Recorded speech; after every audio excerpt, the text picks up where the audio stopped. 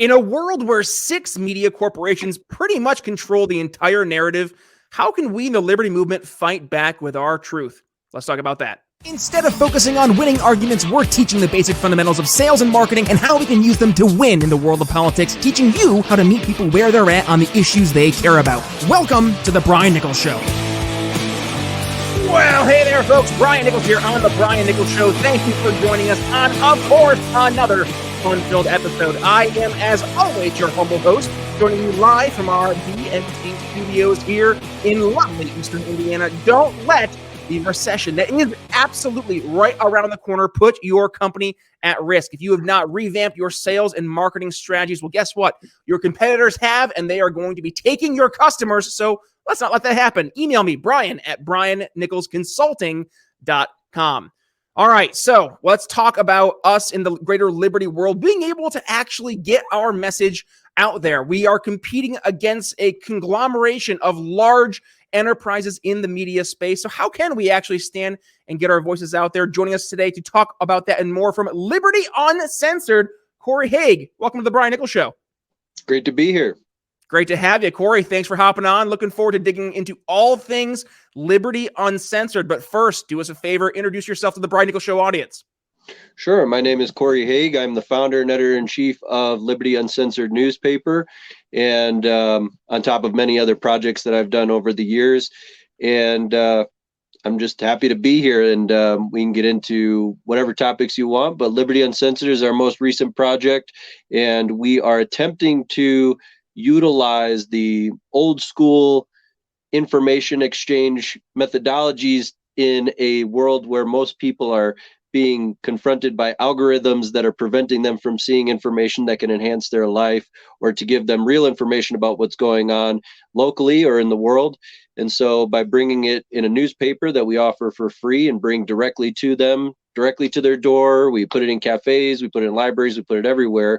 We're actually just bypassing the entire censorship, Leviathan. We're bypassing it all.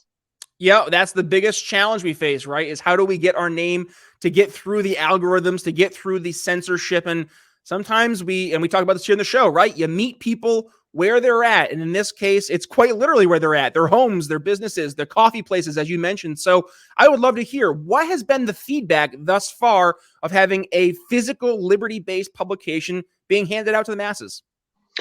Well, actually, I love that question because it feels so good to give the answer. We haven't had a single negative comment, and we've distributed thousands and thousands of papers in several different states, and we haven't gotten a single negative comment. I actually put in every paper I have a contact us, and if anybody has a negative comment, I say there's a garbage bin close by, because we don't really want the negative comments anyway. If you have some negative to say about what we're putting out there, you just don't read the paper. But you know how people are, they want to have controversy and whatever. So, but nobody's given us that controversy. We haven't had anybody say, hey, your paper's crap, throw it away.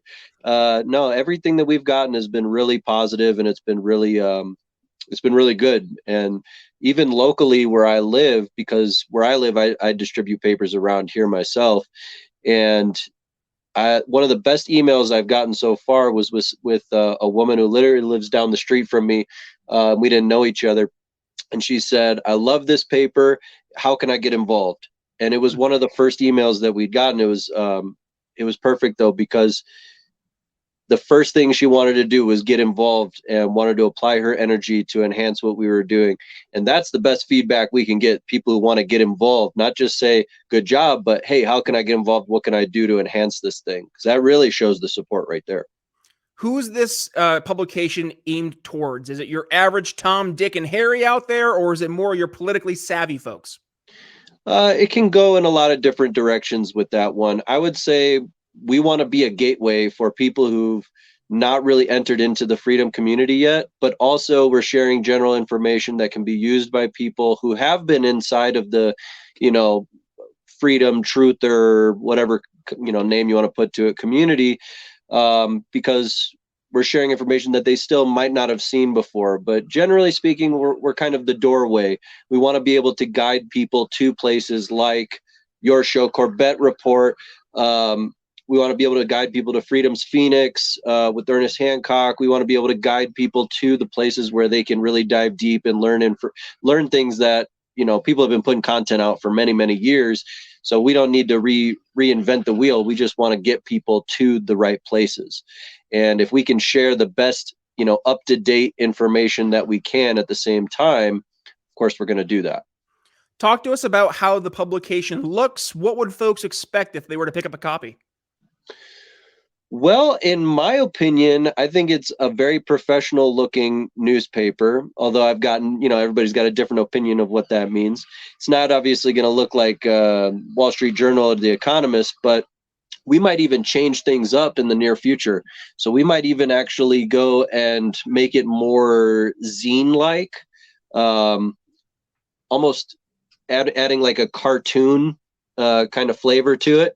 But for right now, I would say it's just a professional looking newspaper that if somebody were to pick up this newspaper, having never heard of anything to do with, freedom and liberty movements before, it might catch their eye as any other newspaper might. But at the same time, we have certain catchwords and a certain look to it that implies the voluntarist themes, anarchist themes, libertarian themes, things of that nature. What are some of the main, let's say, look at your most recent articles, or not articles, the recent publication that came out. What are some of the top articles in the publication, just to give us a little bit of a flavor here? Sure. So the most recent one came out on May 1st, so just a couple of days ago. And this issue is about anarchism. So every month we put out a new issue that has a new, headliner kind of topic. So we've talked about meme warfare and censorship. We've talked about so like for Black History Month, we did Black History revisionism to tell a truer story of the history that is the African Americans populations here in the United States, a more accurate history or even philosophy around that. We did agorism the last month, and then this month is anarchism. So in our anarchism issue, we're talking about things that, and if a lot of people think anarchism is throwing bricks through windows and being violent, and that's not anarchy. That is that's Antifa. That's Antifa. Yeah, that's the opposite of anarchy. Anarchy is peaceful, voluntary association between willing participants. So when we're talking about anarchy, we're coming at it in the truer sense of that word. And we have articles about how anarchy is a philosophically applied to the state of the world that we're in today. We have poetry in there about, so Kenny Palantano, who's also very, very involved in the paper, wrote a poem about taxation without representation, or basically taxation is slavery. We have a very interesting article written by a friend who, it's a fictional story about doing peaceful sort of sabotage of institutional spyware, basically. So it's a very interesting article, but it is a fiction article, but it's giving us clues about how we might engage with the world, remaining peaceful while still being able to sabotage the institution's ability to spy on us and to cause harm to us. So there's a lot of interesting stuff in there. So it sounds like the publications, they'll be more theme based, but do you have more current events that you guys focus on as well? So when we're getting into more current event stuff, I would say we are definitely more of a philosophical bent, a doorway to get people into understanding what's going on, and then to put them into the places where people are really diving deep into the current events. Like I said, there's so much information already out there that we don't want to reinvent the wheel. Instead, we want to be bridging the gap between the people who've never heard of this content before and are being missed by the algorithms and censorship on the internet, and in other newspapers and in the media in general. And we want to bridge them into the freedom community by sharing more of the philosophical idealism, whatever it is that is there that might engage them to think about what we're trying to say, and then to put them in a place where they might find more information. With that said, we also started a Substack where we're putting out all sorts of different content. So we got kind of a podcast style thing, but it's really more just conversational talks with freedom fighters is what we're calling it. And so there's a lot of content in there, but then we're also writing a little bit more in the side of, specific topics that are happening in the world today. I love the approach that you're taking with actually having a physical publication. And we'll go back to what I found works in the world of business sales, and anybody in the B2C world, this also works as well.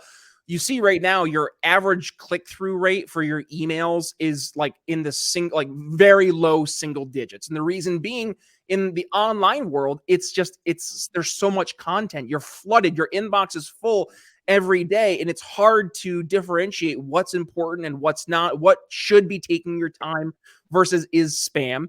Versus when we get the birthday card in the mail, we get excited because we don't really get much physical mail nowadays.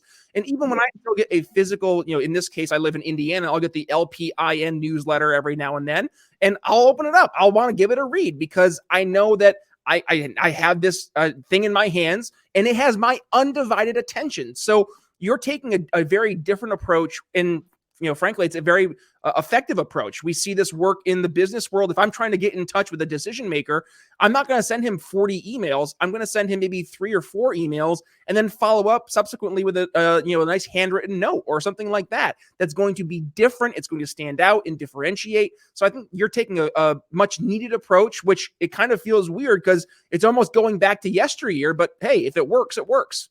Yep.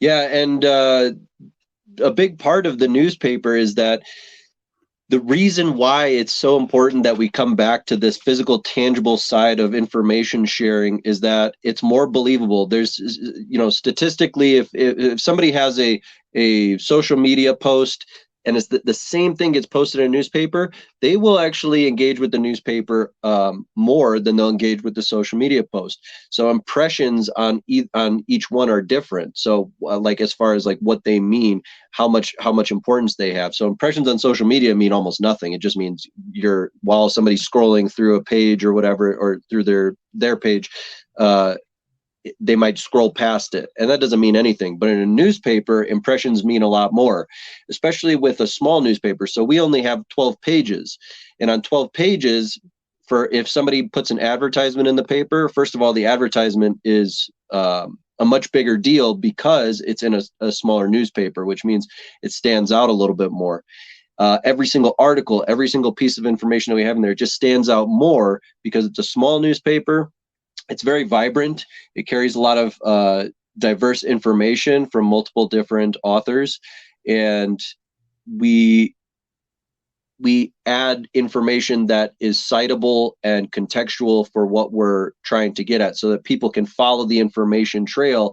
And that's really the point, again, just to be a gatekeeper, to create a breadcrumb trail to places where they might find just the ability to go down the rabbit holes that a lot of us have gone down.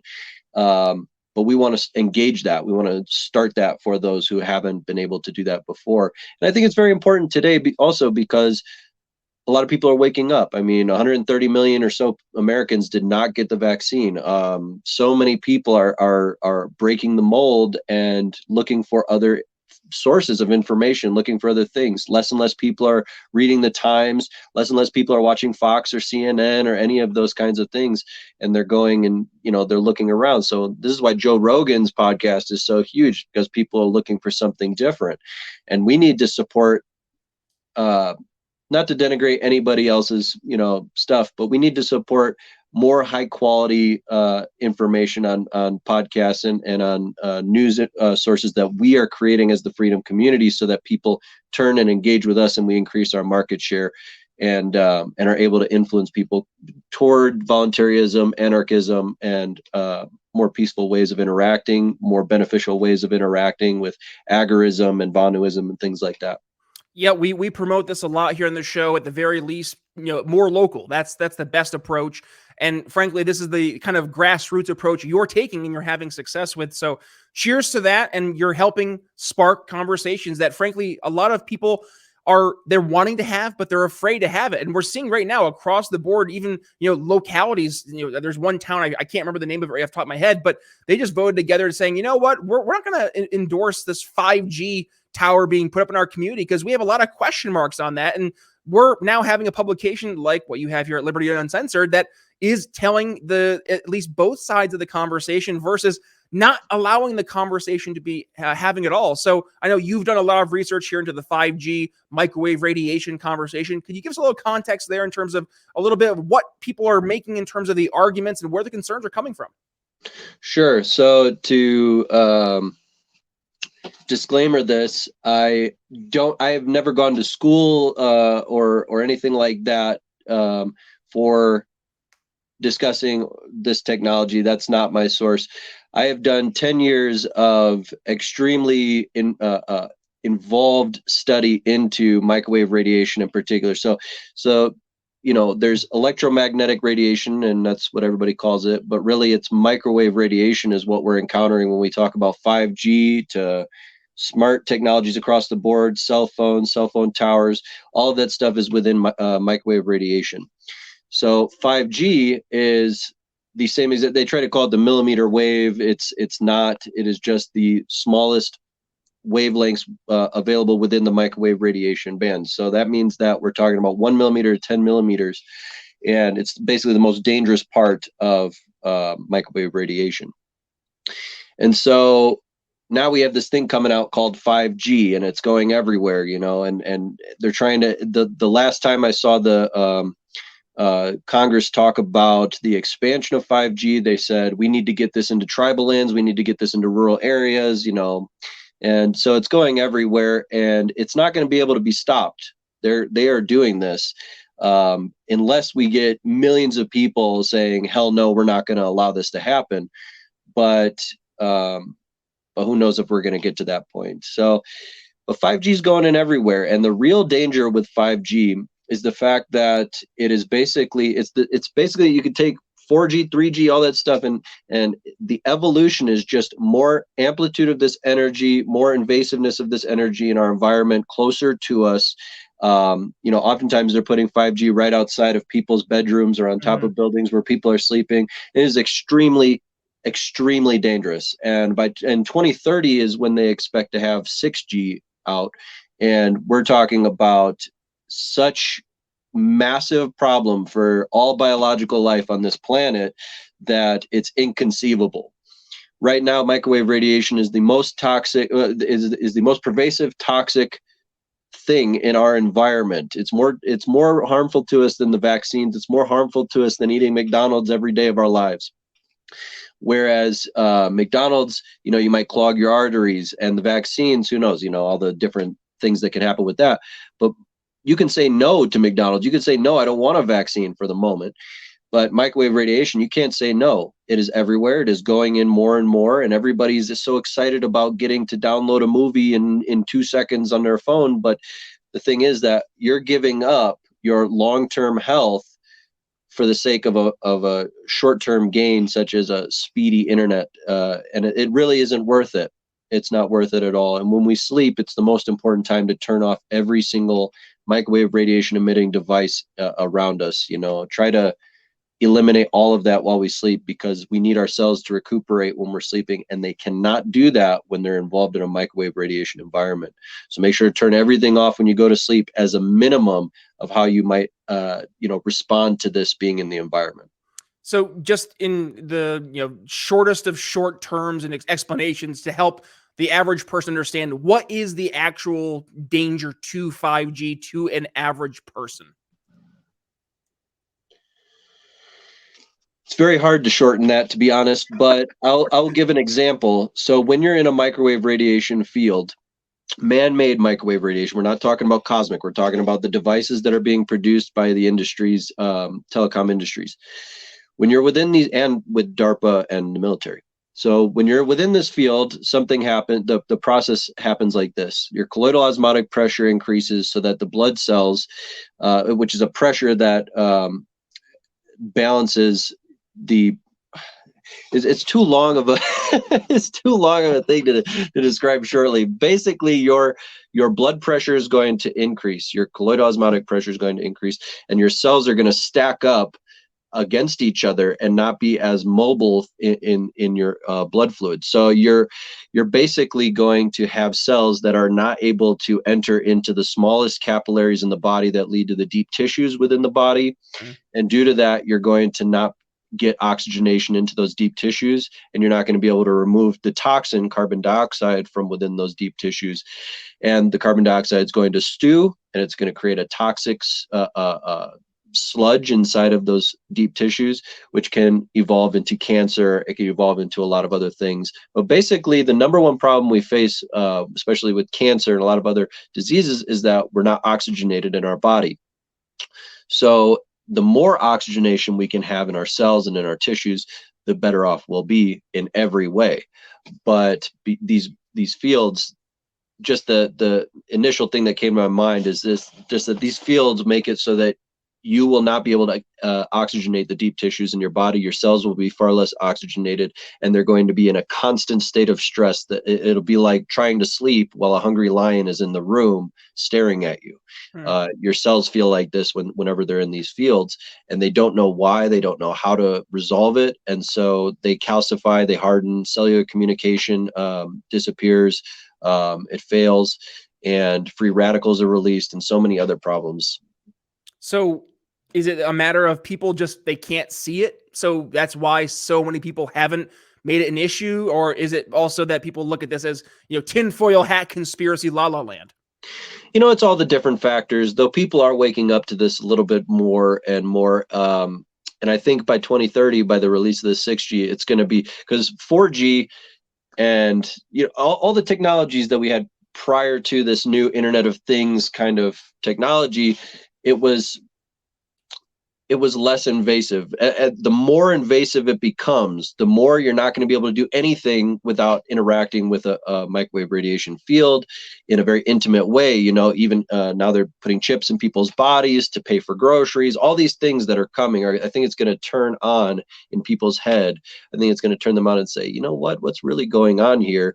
And the investigation into it leads to a 100% clarity. If you do any amount of real investigation into this topic, you'll gain that 100% clarity into the harm that comes from this technology, and it's unnecessary harm. These could be built in different ways than how they're being built and not cause harm to human beings and biological life, but this is not what the industries are doing, and this implies intentional harm. Well, I think I hear a tease for our behind the paywall sovereign exclusive / Patreon exclusive. So folks, if you want to hear us dig a little bit more into, that intentional harm, plus maybe we can talk about the ways that we as a society, as a populace, can try to deal with this. Is it through the lens of trying to fix things with government, or is it to the ideas of maybe anarchism, agorism that are going to be the actual means to help solve these problems? If you want to hear Cory's answer, make sure you join us on Sovereign, for the Sovereign exclusive extended episode, or head over to our Patreon, briannicholsshow.com, where you can go ahead, not only sign up for $1.99 a month as an audience insider, but also get a lot of sneak peeks behind the scenes, also roundtables with the Brian Nichols Show team. And with that, we're going to go towards final thoughts here today. Cory, I'll kick things off really quick. And this goes to where we start our conversation, Liberty Uncensored, why it's so important to have other voices at the table. Because when you're not allowed to have these conversations, then simply other people aren't allowed to listen in on the conversations. Not talking the NSA, talking about your average person who want to feel that they're informed. They want to feel that they're making educated choices and decisions based on those choices. But when we're not allowed to see all the data, when we're not allowed to have conversations where dissenting voices are brought to the table, it builds up a ginormous amount of skepticism. And we saw this really hit the peak here during the entire COVID insanity, where folks were saying, well, can we at least ask questions about what's in this vaccine? And you're told, no, if you don't go toe the line, then you're just a conspiracy theorist who doesn't trust the science, doesn't trust the experts. Fast forward a few years, and now it's those folks who are asking the questions who have been shown to be in the right. So yes, this is why we have to continue these conversations, and particularly using mediums like Liberty Uncensored. That's my final thoughts. Cory, what do you have for us on yours? Well, I think that if you're looking for why we need things like Liberty Uncensored and why we need things that are going to enhance our freedoms and liberties in extreme ways today, is go watch 1984. It's a documentary, not a fictional film. It's a documentary that's coming true, and it's coming true more and more every day. If you do any amount of real research, which means being unbiased and looking at something in a clear frame of mind, you look at it and you weigh every single fact that you find, and you determine whether or not that fact fits in with all the other facts that are surrounding it. And so when you build up a personal consensus that all these facts are aligned together based on legitimate things that you can piece it together, this is why we're called conspiracy theories a lot, or theorists, because people think, oh, you're like making the strings on the wall and connecting all sorts of things that don't connect. But in actuality, no, it's just the fact that we do real research, we connect all the dots, and we take time, and we have the motivation to do that, where a lot of people don't. And then the people who are doing that work, who are oftentimes more legitimate researchers than people in the big media, these people's information is denigrated because it's not coming from some verifiable source, but they become the verifiable source. So we need to support the real researchers in this world that are really laying out the facts for us and putting it all together. And that's what is growing today. That's what we're trying to aim people to with Liberty Uncensored: real, true, factual stuff that can be verified. Like anybody else can come into it, and it's kind of like the scientific process. Once one person is able to prove something for themselves, they put it out there to the world, and then other people have to prove it as well. And when all those proofs come together and they continue to accumulate more and more and more evidence of it, that's what makes it valid, and that's what becomes a scientific theory or scientific law. And so in the same way, we have to do that with the information that we're sharing with the world. So we don't throw away anything that anybody is putting out there. Instead, we ask for people to verify it over and over and over again through real research to determine if it is in truth valid. And so that's what we want to guide people to with Liberty Uncensored. That's what I want to encourage people to do when it comes to microwave radiation and everything else in your life. Really do your own research. Is not a joke. And if you're saying, I don't have time because I got a job and I got all this stuff, well, those are excuses, because when it comes down to it, what's more important? Finding out if these things that people are saying about health detriments in your environment that might truly affect you in very deep, intimate, and have lifelong effects, or continuing to work a 9-to-5 job that you could go and do something else at any time. Most people are in that position. So determine and weigh that option. Maybe final point being, start your own business and get off of that lousy 9-to-5 anyway. Start your own business. Find financial freedom on top of it. Amen. Cory Haag, where can folks go ahead, follow you to continue the conversation on social media? Sure. Go to libertyuncensored.news, and you can find a bunch of stuff on there, and you can find our Substack links on there.